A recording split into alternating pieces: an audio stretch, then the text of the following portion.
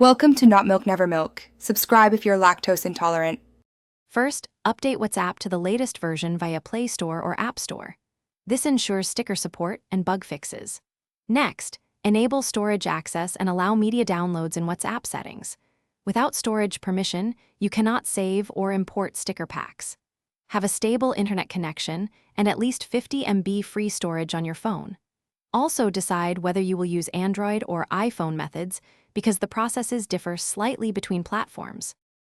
Download a vetted sticker app and pick a love sticker pack you like.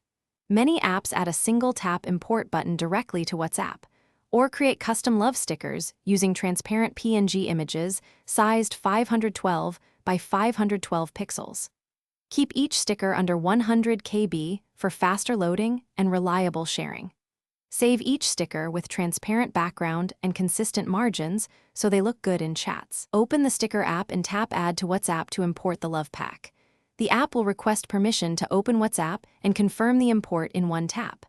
After import, open a chat, tap emojis, then stickers, and find your imported love pack under Added Packs. Send a sticker with a single tap and watch it appear in the conversation immediately. Long press a sticker to add it to favorites for quick access later in any chat.